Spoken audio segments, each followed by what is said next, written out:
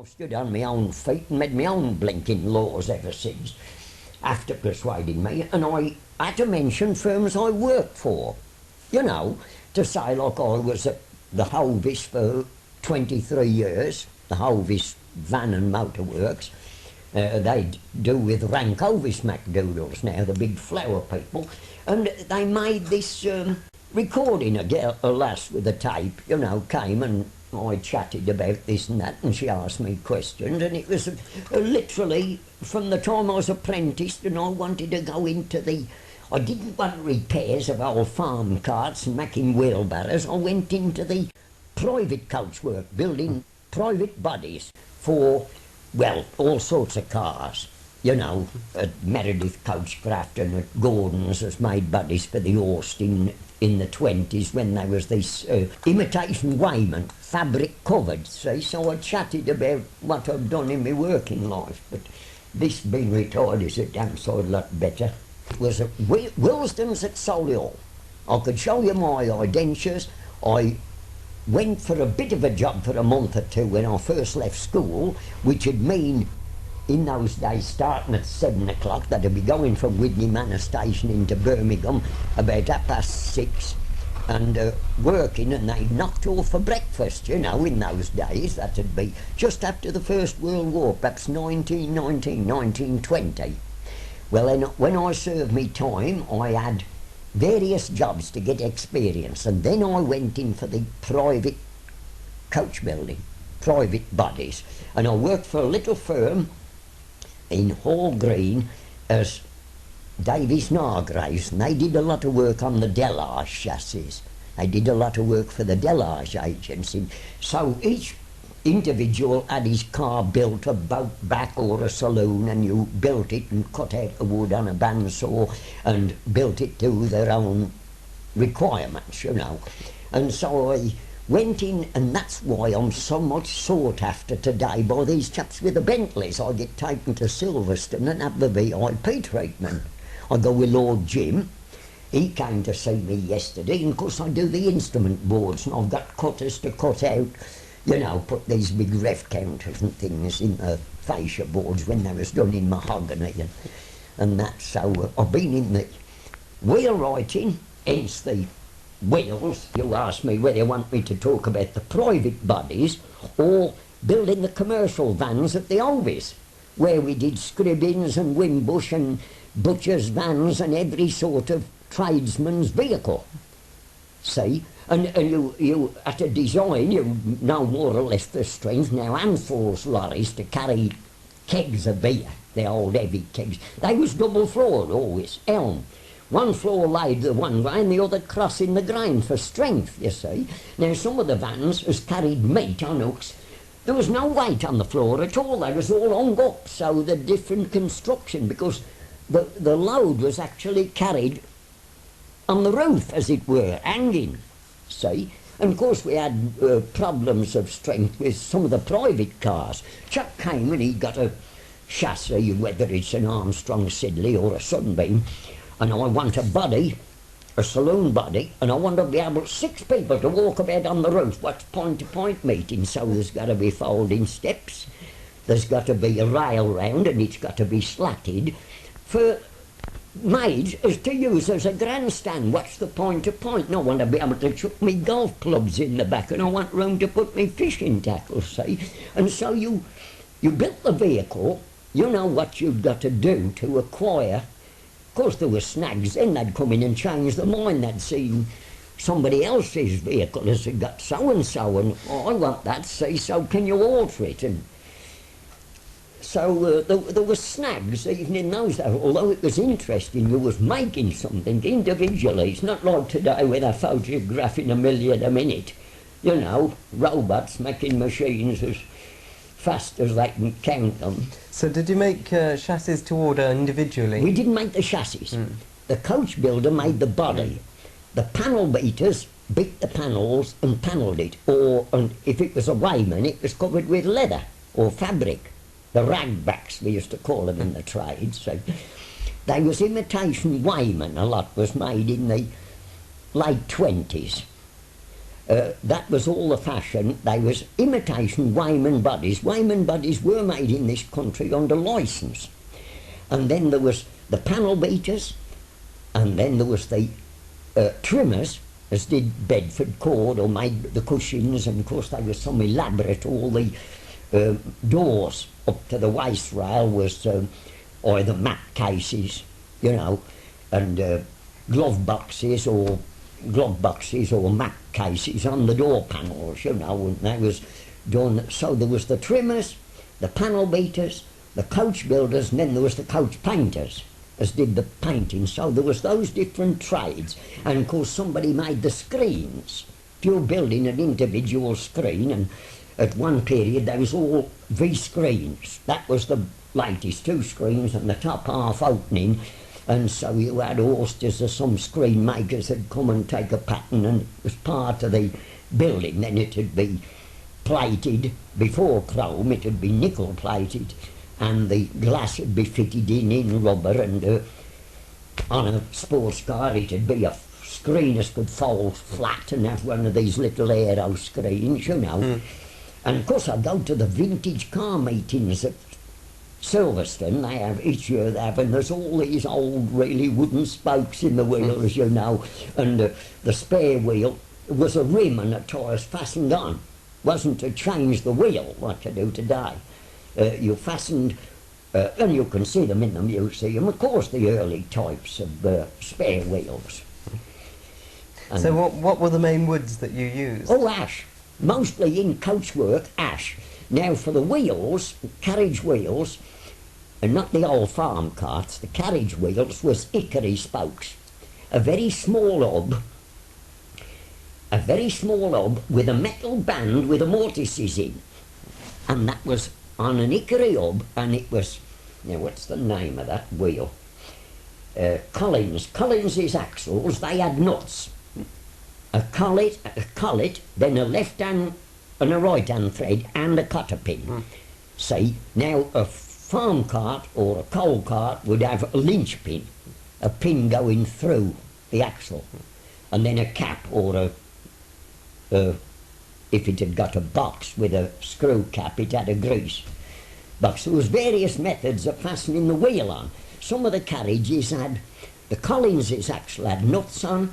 The other times, the floats and the butcher's carts and the baker's carts had 3 pins running right through the hub, which there was a leather washer and a metal washer, and 3 bolts went right from the outside of the hub by the cap right through to the back.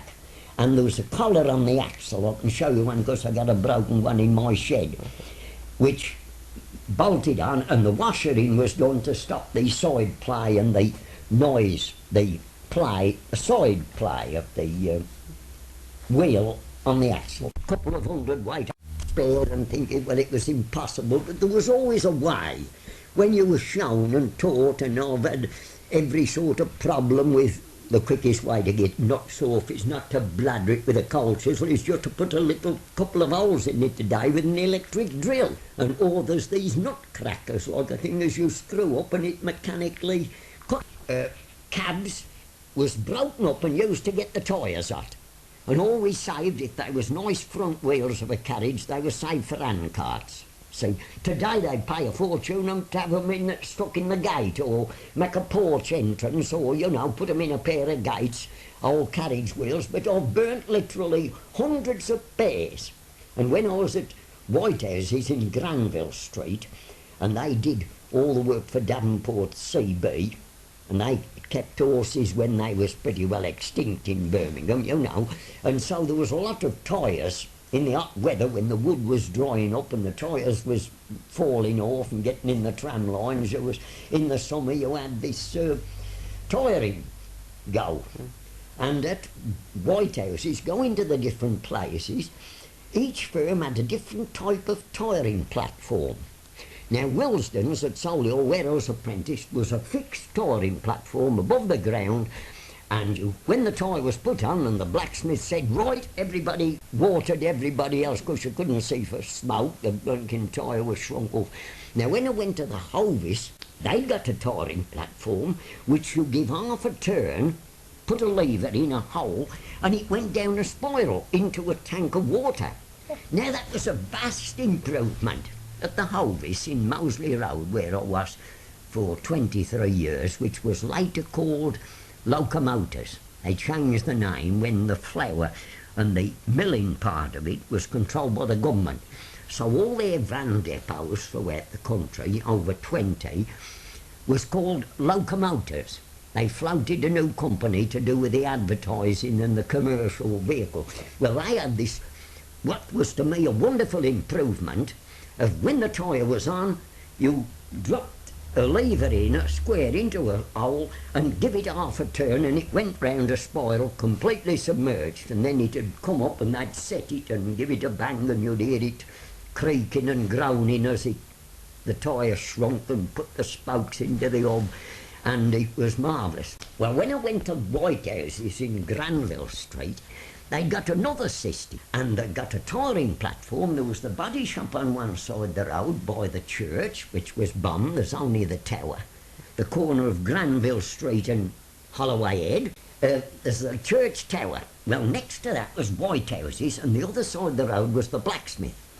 And the touring platform in the hot weather, I'll tell you what happened, there was a great big piston and cylinder, like a huge dustbin, and when the tyre was on, you got hold of this lever and it forced a piston down into this thing, and it stunk to high heaven. The water had never been changed from 1792, you know, and it stunk, this water and mud and getting hot and cooling.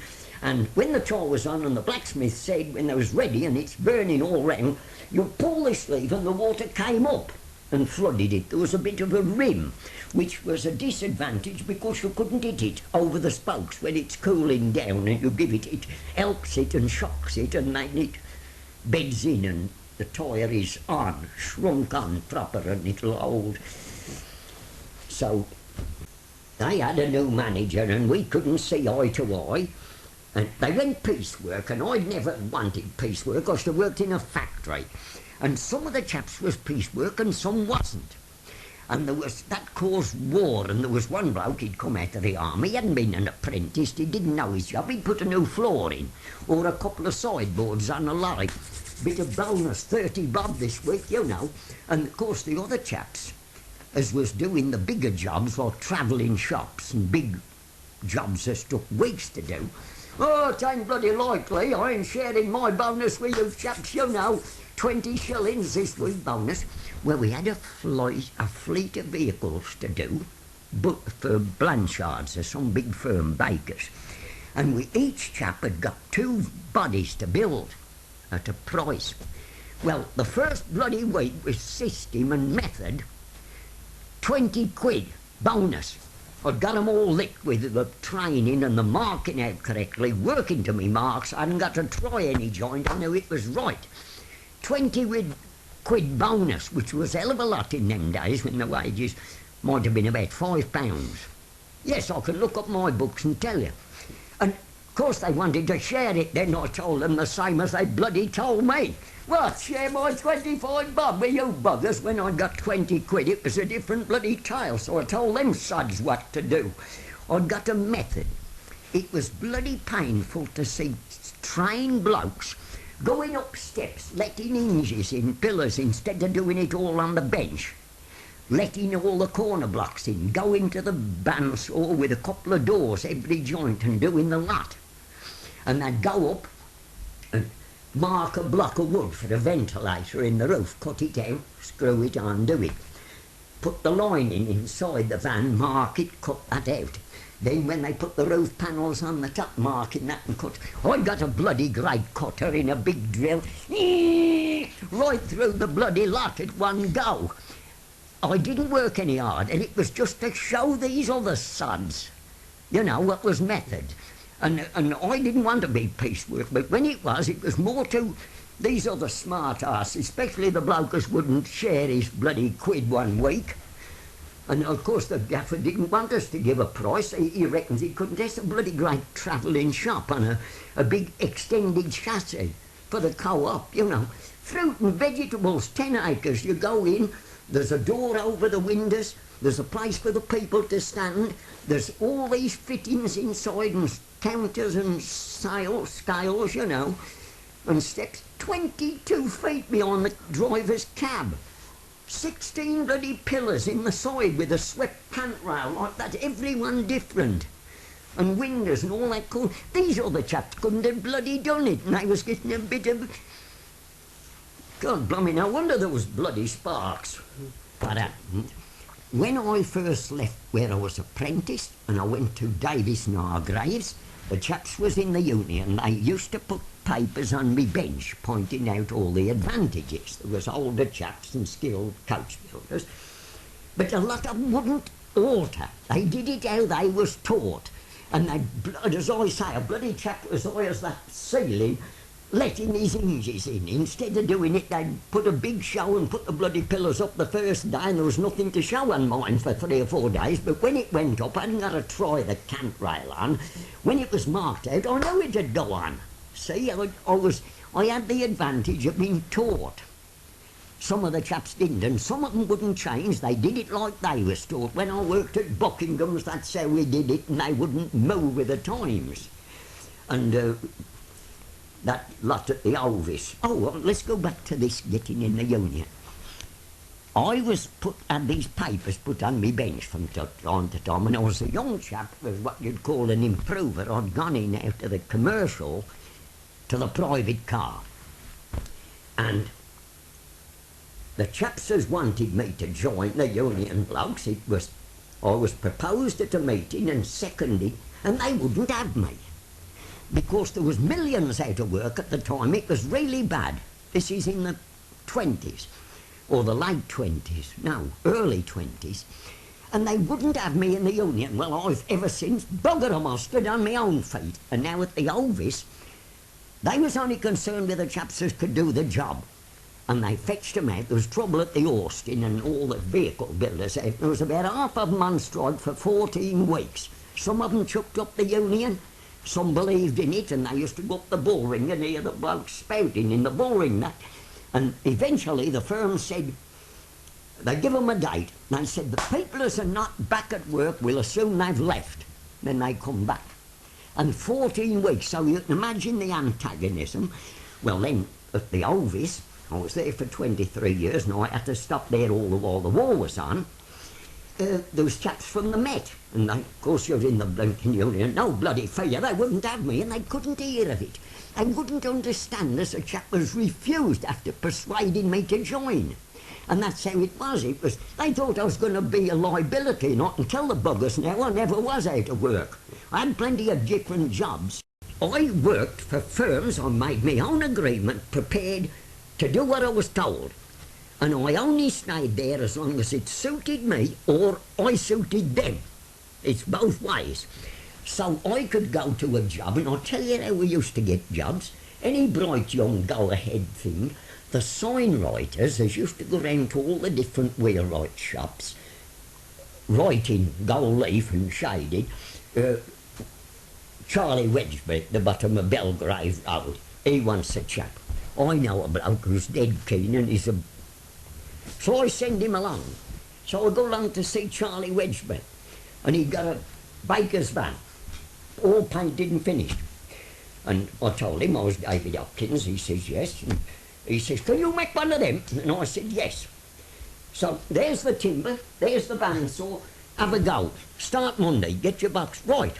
And I was a worker. I'm not bragging, but I bloody worked. The buggers won't work today as I got jobs. Hence the bloody miners. They moan about 3 million out of work, and they've got a job and that. Bugger. I went there. There was a bandsaw and a stack of timber and a shop. All do the ironwork. Charlie Wedgbury said, this the bottom of Belgrave Road. I went to this bandsaw. It had cut bloody nails and firewood for years. You'd got to steer it at bloody right angles. You couldn't mark a 10-foot plank and cut to a bloody line. And I said, Charlie, I called him Charlie and he called me David. I said, I can't do anything. Can you sharpen a bandsaw, David? I said, yes. I went, you know, there used to be 2 big wheels and the endless saw run over the wheels. And I started to lower the top wheel, which you do. And I turned this bloody handle, the saw was still tight, and I turned this bloody handle, and nothing happened. And a couple of 3 turns, and the saw would have been, as you could take it off, to sharpen it. And I had a look, and the bottom axle, the bottom shaft, with a pulleys on, an electric motor, would come right up through the top bearings. The bloody thing had never seen oil for the last 50 years. And what was happening, this shaft, the bottom shaft with a pulley, with the wheels on and the bloody driving wheel for the bandsaw, was just dropping down. And Charlie Wedgbury says, "You sharpen the saw, David, I'll see to that." And he put some bricks round it, and he got a bloody great frying pan full of melting lead on the fire, and he poured it over this thing, and it run as sweet as a nut. I'd never forget this bloody bearing being made, a great gob of lead run round this shaft. It was down in its position. I sharpened the saw up, and you could tickle the line, and when you got a 10-foot plank, you're 10 foot away from it, and you got a sharp and just tickle it, you'd only got to show it to plane, and a lot of it was shaped. You got the bottom bearers of a float or a bread cart. They come up at the front where the footboard is, so there's a shape in it, and it's 2.5 or 3 inches wide. So you want a sharp saw, and it was bloody marvellous. And we got on, I used to try and show that bloke what I could do. You know, I enjoyed it. When I'd done that bread van, he says, "Make us some more." And he made them and took them to Ireland. He got the machinery, he got a paint shop up above the body shop like, and he had them making furniture, this cheap 3-piece bedroom furniture, bit of a wardrobe.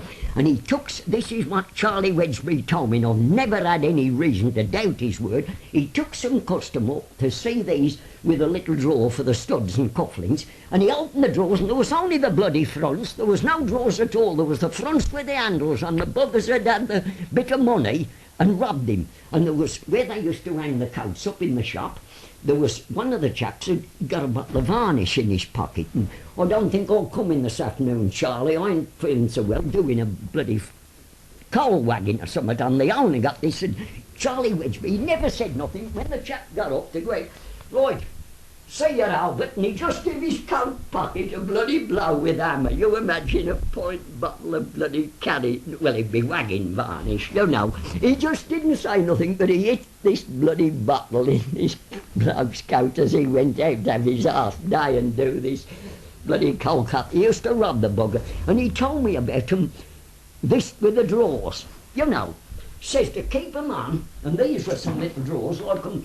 And when he went to show these customers, there was only the front with the bloody handle on, there was no drawer at all. How they used to rob the sod. And if he went off to Uttoxeter to races, and I was building a milk float, and how I got these jobs was through the sign writers, went round to the little shops, and so it'd be like an introduction, and I can tell them, going back to this union lot, I can tell them now, and I'd never been out of work, and they wanted me to carry on. I did my last 15 years at Archer's. Had a bit of trouble at the Hovis, and I come to Archer's, and I said, "You want handyman? They've just got a lot of steel to extend the garage. I can do the stores and the benches and anything." And I got a job, and I must have been 50. Of course, I'd got 15 years, and I joined their insurance. I'd got 15 years, and I was there till I retired. And I was ready, and when the chap went bad as couldn't do the undersealing, I did it. That was my agreement. But there comes some trouble over the boilers, and there was a bit of trouble. The chaps used to, all they wanted to do was to drive cars out in the morning. You'd have the shop noise. I was in charge of the boilers, preheated cheap oil, you know, so had to be got out before for the central heating. And the kids wanted to drive, and I'd go there and open these bloody great doors and drive the cars. I'd never shut the doors, and I'd got the blokes on me neck, and the gaffer, "Oh, another £500 this week, David," and they used to go in and turn the bloody heater up and that. And it come as there was a bit of trouble, and they put a notice on the door, nobody was to go in the boiler house, see, and I was having the blokes asking me if I was buying the bloody oil and trying to be economic for the firm. And these kids driving the cars out and leaving the bloody place was cold in a minute. There was like anger doors. And it got impossible, and Gaffer said he'd see me on the Saturday morning. Well, I'd come the Monday morning, and called me up to the office and he said, David, he said, I'm sorry I didn't see you Saturday morning. I was engaged with some customers and all that. And I said, well, that's all right. And he said, I've had a talk to Jack Fitter and I've had a talk to George Walker, they was the foreman. And I says, excuse me, Mr. Archer, I've made the decision and I'm never going in that boiler house again. I says, I know what that means, bugger me pension. Oh, no, we don't want that, who do you suggest? It's nothing to do with me. I'd reached the limit, you know, and I actually got, as I refused then to do this job because I got all the blokes onto me and the gaffer. I'd got a bloody impossible job and I'd got to the stage as I had to tell him, I've made the decision. And so that's how I fought my, oh, no, it's all right, who do you suggest? You can get who the hell you like. And I know what that means, I'm ready to go now. But I didn't, I bloody stopped there, but I was I was a contrary old bloke. And some of the customers used to come and the girls out of the office and say, David, there's a gentleman wants his car done. I want that contrary old man to do my car. I suppose they mean you. Well, that was me, you know. See? And I don't want to be big-headed, but the girls in the office, they say, I suppose they mean you. But there's a chap there, he wants that old contrary old man to do his car, you know. Coachcraft. Now, he was a clever bloke, and I liked working with him, and he'd got a number of paints. And Mr. Mead, who made the Mead and Deakin sidecar at Toisley, and he also built the road car, which was something to turn round to see a road like you would a Bentley, you know, or a Lagonda. It was a car. And I worked for that chap, for the Meredith Coachcraft. That was on the Moseley Road at Highgate Square, the back of the fire station, and I worked there, and that was sports cars, a convertible, open, with a hood, low cutaway doors, sports car, and they moved over to Castle Bromwich on the old aerodrome, where 605 County Warwick Bomber Squadron was over by the Toro Soap Works, over by these sewerage beds. They used to hold the engineering exhibition down at Castle Bromwich by the old aerodrome before they moved to where Birimngham Airport is now, and there was the County Warwick Bomber Squadron 605 there. Well, we worked over there, and I know these flying lads had got the Hawker fighter, two-seater, open cockpit with Lewis guns on, you know, so it some years ago, and I worked there. And they went up the spec. Well, Mead was a very clever man with the cars and the paintings. He'd got a number of painting rights and his models was in the office and all that. But his business ability was nil until he partnered up with a chap named Smith, and they made this name Meredith, and they built the Trinity Special for the Riley chassis, the front-wheel drive BSA, the Wolseley Hornet and the MG. There was those four firms they worked for making these convertible low sports cars. And I was there, and it was over the aerodrome at Castle Bromwich, and they had a salesman, and he's got his bit of office, and Mead was the brain for the bodies. And we had chaps come on the train from the Black Country, and they used to have a chap to do the hoods, and we worked day and night when the work was there, or they'd sold a car and it wasn't done, and the bloody firm was up the spout, and go and get the trimmer S to come in and do some machining, and go and get Charlie to do some spraying some bloody wheels, and there'd be a customer waiting for a car that wasn't half built, and they was up the spout financially, you know, paying a bloke waiting time. And some of us was there. Well, one week I did over 40 hours overtime. That was 2 weeks, 3 nights of work right through. And I came home, and he says, you'll have your Saturday, David, I promise you, I'll have the Saturday. Do you know what time it was I knocked off this bloody Saturday? I was going to church on the Sunday morning, and my bloody dog come out and barked at me. I thought, that's bloody finished with this malarkey. Ambulances. And I know where it is in Shirley, I could take you to it, and it was next to the back of Foster's, opposite the Red Lion, I think it is, on the side of the Stratford on your left going towards town. And there was a factory at the back of there, and he got all the patterns. I've got some of them now to make these ambulances, and they was all painted round the edges so you couldn't alter them with all the screw holes and what they were for these government work, for ambulances, this chap made. And then he made a caravan privately, and I went and helped him with it at Monkspath. He got a shed at the back of some place where Blackwell's is now. And I used to go up, and he was building this caravan for himself with a bath in the floor and all that. And he was a good chap. I've worked with some good blokes. Most of the players, the gaffer's a bit of a stupid sod, you know. They were. I am only telling you about me. I didn't work there. I had to carry on at the Hovis. Now, the government had so many blokes. They was making wooden wheelbarrows. You got machinery, you got chaps. And the government had so many chaps out. And this was when being a top skilled man was against me. The gaffer could say who went. Well, I'm keeping old Frank Horton, I'm keeping so-and-so, I'm keeping David Hopkins. They took the others and put them in the Morris Comical Works at Adderley Park. Let's get that right, the Morris Commercial at Adderley Park in Birmingham. And they gave them twice as much money. And of course the gaffer had, I don't want to be big-headed, but the gaffer had kept his best blokes. And I thought the first thing I should be called up, I'd been in the OTC at school, I'd been 5 years in the cadets.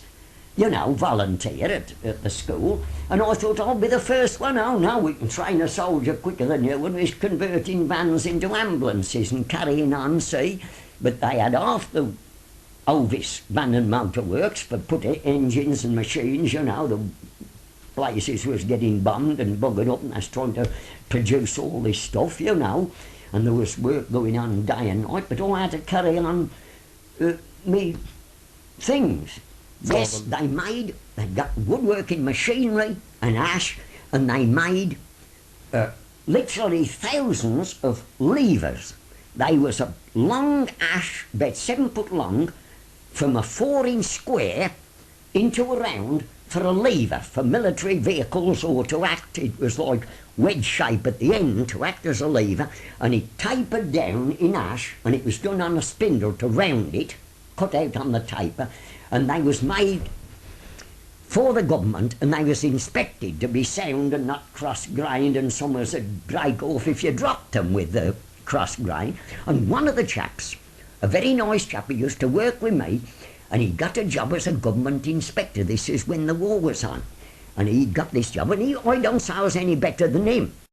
But when it come for this bloody job and he went for the interview, where you was your apprentice, they didn't want to look at him, just like that. It didn't count. I know it's only a piece of paper. I'm not saying I was better than him. But you can be living with a woman and have 10 children by her, but if you're not married and you haven't got that bit of paper to prove it, it's like a hallmark on your ring. It's the difference. Well, this chap, and he was, I don't say I was any better than him, but he hadn't served his apprenticeship and they didn't want to know. And going back before the war, any advertisement by Rolls-Royce, for one, I can remember, those who've not served their apprenticeship needn't apply. Not as it made them any better, but it was proof they'd served their time, even if they made tea, they'd had that grounding. And I had a good grounding. And my gaffer and I remember the lessons because I was keen on learning. And I wanted to learn. I knew I'd got to get me living with my hands. And he used to say the main formula, if you mark your work out correctly and work to your marks, it's right. You haven't got to bugger about and try it in or wonder whether it's sloppy or going to split. If you do it right. And it paid off. And when it come years and years after, and we had to build these vans and some of these smart Alex, so I'm going to make the next one pay. Well, I treated every bloody job as if there was one off, like I'd always done. They're not a second chance, I made the first sod pay. And it was more, not as I wanted piecework, prove as method, or half a dozen braces on my bench, and I always had one with a screwdriver in, on every one of my drills, and I can show you now, I'd got a countersink on. If we was drilling for 1,000 screws in ash, they countersunk automatically, whether it was 8, a 10, a 12 or a 14, it countersunk them. And it didn't pay off until there was this piecework. Not, men haven't got all the same ability. And at Hovis, they, just as an illustration, they had a chap, a buyer, for wheat. And they give him a salary, it might have been 3,000 a year or 5,000 a year. It's more than a working bloke could ever work in his life or hope to work. But his decisions made millions of difference. If they knew where to buy wheat in Canada or in the Ukraine, his decisions, he was worth it to the company. He demanded a good salary. And people, a film actor, if he can fill every cinema when they show his picture, they can earn it at box office. So I never begrudge if a chap gets a big salary, and a lot of them earned it. And of course I've had wars, I've worked with little firms, and I've had fights with the gaffer's sons. And the gaffer's sons had the preference.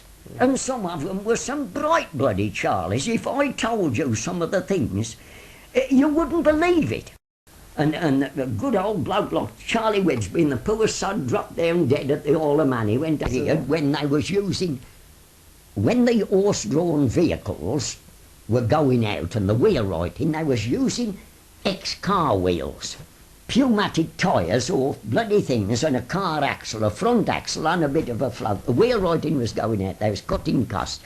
And then for delivery in the towns they had electric driven, which was, in the analysis I used to read at the time, I don't know whether that's the right word, between the cost of a horse-drawn vehicle and a motor vehicle, the electric came about halfway. You'd got to charge it up at night, but it had got a very limited life. If there was a couple of inches of snow and the Hovis had a lot of vans out on hire by contract, fleets, you know, of either these little Jewett cars with light delivery vans, and then they'd got fleets of electric, and they'd maintain them, and our chaps would go out and do the distilled water, and the Hovis, they did that, and the electric vehicle came in the cost of running of a horse which would go on and delivering bread. He'd go on and the chap would call and deliver the bread at each door or the milk,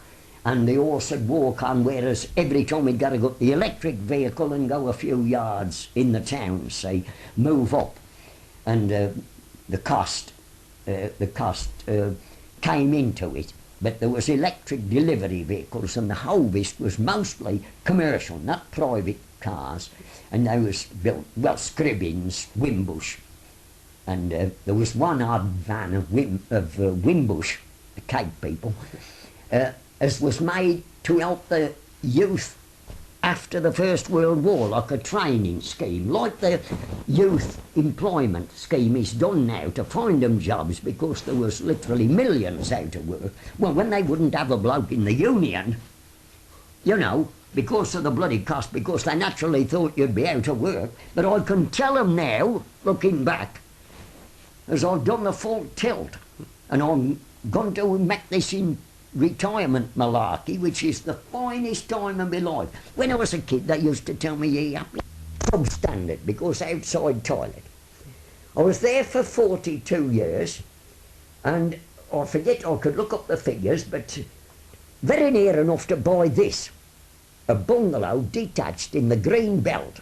Was I bloody lucky? And somebody the other week asked me, didn't I think I'd been born too soon? I says, no, bloody just right. How could I get a bungalow down Wood Lane? Christ, derelict places. The husband has died, the widow has got old and couldn't look after it. And lived on the main Stratford Road, very near the George and Dragon. And I bought a place, I had to borrow a bit of money, but I bought a place on the main Stratford Road for about £475 with a good long garden, which I sold off to Solihull Council at one period. They was developing Cranmore Boulevard and Cranmore Road at the back. And so I sold part of my garden, and I sold a little bit to the Warwickshire, as did the main roads, the main Stratford Road. They put a new old fence and had a bit off the front garden that was measured out, and they get you to give a figure. If you say a figure and it's within what they think, they pay you, that's theirs. Finished. And I got my father to act for me. This was back in about 1928, 29, I'd gone to live on the Stratford Road in 1927 when I got married. And where was I working at that time? I was working at Gordon's in Taunton Road, and I lived on the Stratford Road until the council bought them all up and developed and built some flats, some blocks of flats there opposite where Lucas Research, near Marsh Lake Road, very near opposite the George and Dragon. I lived there for 42 years, and it was bought off me, and I couldn't find a place, and there had to be a settling date. I was building what was called a Shadow Factory, the BSA, in Marsh Lake Road, what used to be a farmland before then. It was Wiles Farm. They had the land, they was building that BSA Shadow Factory. And, of course, the wartime, there was these tanks, artificial tanks made to put water in case of fire because the bombing in the Shadow Factory.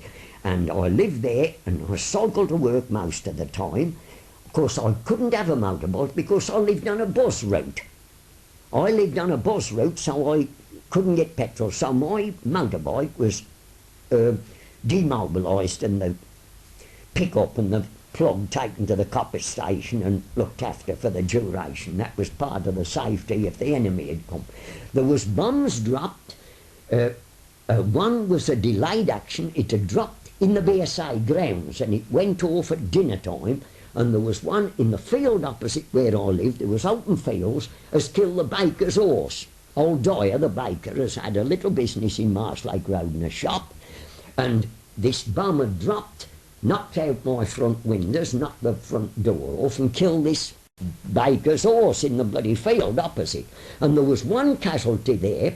A chap has lived nearer the Dragon, was sitting in a car out in the road, a chap named Wall. He was sitting there with his dad watching the fireworks and the bombing, and when one of these bombs dropped, a piece of shrapnel went through the scuttle of the car into this bloke and killed him. He was killed sitting in the car outside his house nearer the Dragon. And there was a delayed action dropped at the bottom of my garden where there was open fields, where the main sewer went from Shirley, followed that little stream which is the parish boundary between Solihull and Salter Street, and it followed right down to Widney Manor, and then followed the Blythe to Barston where the sewerage works is. It follows the natural, like they follow the Blythe from Cheswick Green and all that. They follow the natural valley, and all through where the M42 is, comes under the railway. The M42 has came to Monkspath. Solihull did their section from the Coventry Road to the Stratford Road, and where it goes through the bottom meadow where I lived as a lad, the 40 acre, the main sewerage is built up. There's these drains so the floodwater doesn't get into them. When you go along the M42 nearer the Stratford Road intersection, and you go through Shelley Copse, and there's a footbridge over there where the footpath went from Shelley Green to Bentley Heath. Then it goes underneath the railway, very close to where the Blythe goes under, because the railway is on a big embankment. Notice the main sewer, which to carry all this new development and building, this Cranmore, Widney and all these things, you can see these manholes off the main foul drain standing up above flood level, so as the river water can't get into the foul drain. And it follows right through Bruton Park and right through, follows the Blythe to Barston, where some damaged the sewer.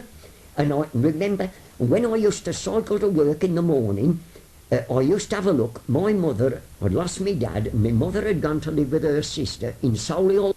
When the war was developing and things looked really black and Hitler had covered half Europe, Anthony Eden called for the Home Guard. No, there was the volunteers.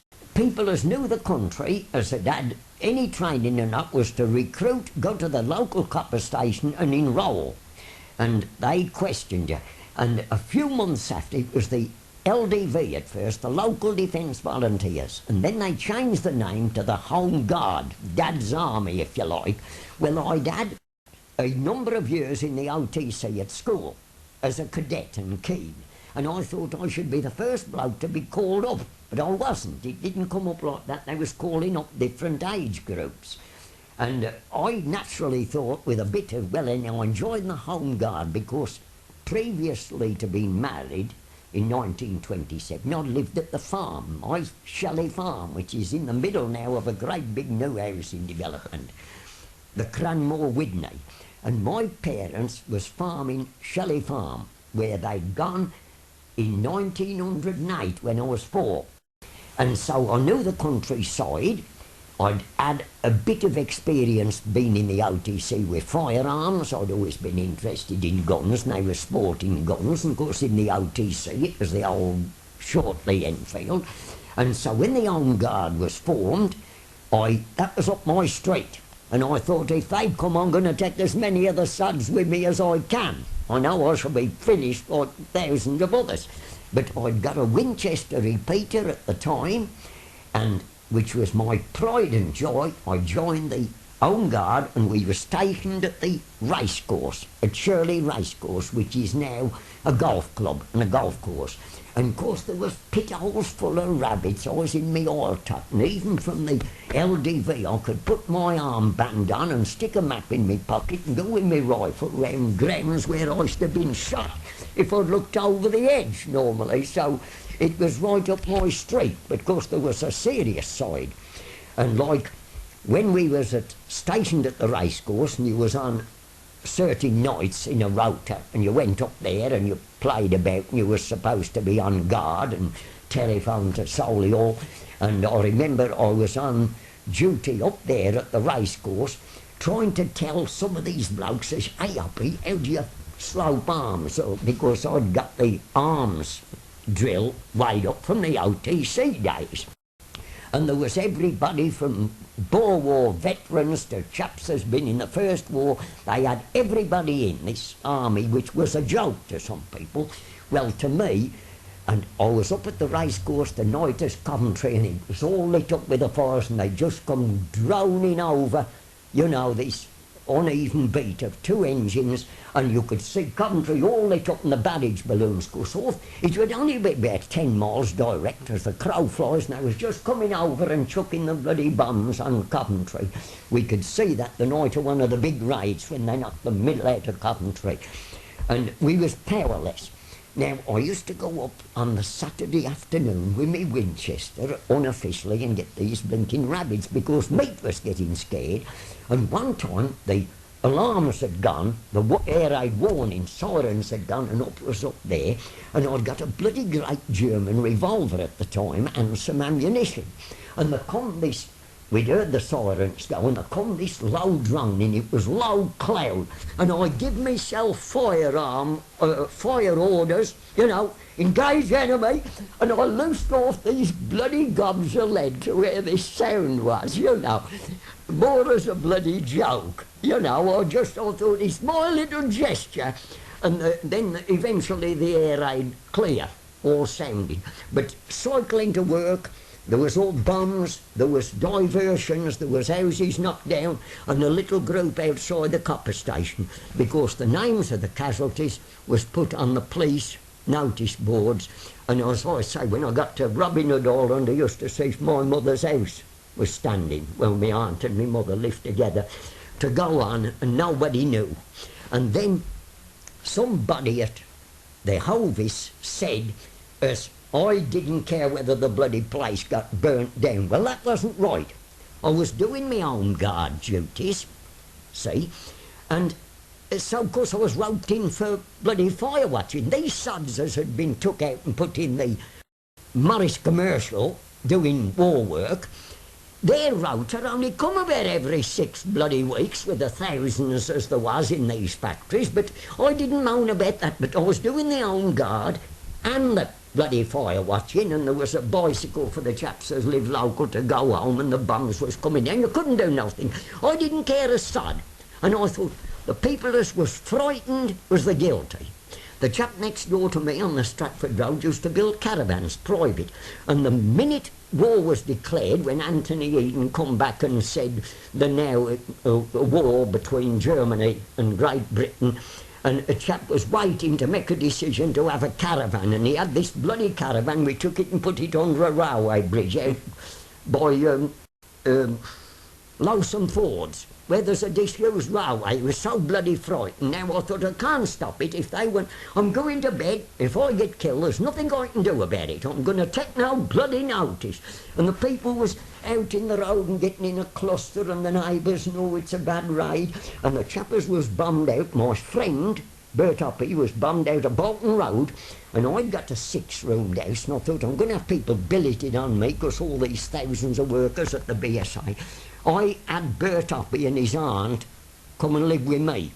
So it better to know somebody you knew, and they was bummed out of Bolton Road, and they came to live with me at Part. And then they had a house, a council house, a big private development at Sheldon, and the government took it over and finished them off, and they housed him eventually after the war in this house. Bert Hoppy, my pal, was a month. He was a friend of mine at the Hovis, and he worked there for bloody years, and he was a good chap, and he was the same name. That was all. And I know we played truant one day and went in the caves at Matlock, you know, as Missy. But that's, of course, I know it was bloody unusual, because I hadn't got a motor car. I've had motorbikes all my life, what I could afford. And I'd got no telephone, but I was given a stripe, well, 2 stripes. I was a corporal. Of course, I know in the countryside and doing this exercising and all that, and through my bit of military training. But I used to help these blokes secretly with a bit of arms drill. See, the sloping arms and all that, and it was from a lot of volunteers, old men, young men, keen. And one of the chaps was in the Home Guard. He joined the Home Guard, and he says they'll have me. He was coming up to 18, and I know he was on duty up at the racecourse, and they used to send him for the beer from the local, you know, and he used to come and see me, and he was a rear gunner. And of course he never come back from one raid. And once when I was down in London, I was at Hunters Hill, where the big RAF War Memorial is. The RAF Memorial, and I'm trying to think of that kid has lived in Blackford Lane, this young Hughes, and I found it, volunteer, so-and-so initials, Hughes, air gunner, lost over Germany, you know. And I remember him coming up, but talking about the shortage, I couldn't buy a bloody egg. You know, I got me garden, and I used to knock the wood pigeons off. And I can tell you, at one time at the Hovis, I went there, Bert Hoppy was living with me, and we had the van, and there was a deep snow, and the buses was all spread out, and the electric buses at the time was all charged up so many down the Coventry Road by the wagon and horses. There was all these buses, corporation buses, plugged in for charging them at night. Electric buses, I can remember that. And we went this morning, there was a deep snow, and we was bloody locked out. And I thought, sod this. And we was a minute late, because this deep snow, and we'd gone in the firm's van. And bugger 'em, there was all these electric vehicles on oil, which would be knackered by 10 o'clock with the deep snow, and going in the gutter delivering bread and all that. And I went out, and of course I was so annoyed. I bloody went on strike, but I didn't bother anybody else. And I went back, and Mr. Hadfield, the managing director, he said, David, he said, I didn't like. I said, look, I was locked out. You've got blokes as are late every morning and every dinner time, and they take no notice. Chaps as live in a factory on the Moseley Road, they made packing cases, and a bloke went out with his lorry load of bloody stuff, and he broke down on the Persia Road, and he phoned up the gaffer, and the gaffer said, if it's broke down, push it back. And then when he cooled down, he'd say, oh, Charlie's in trouble, you better go out and fetch him in, you know. Push a bloody lorry load of stuff with all these backed up the hill, up Belgrave Road, you know. They was bloody mad, some of the gaffers. And the chaps were. There was a lot of all sorts, you know. I used to have wars with people, and I had good mates. And I got one of the assets now, I got good mates.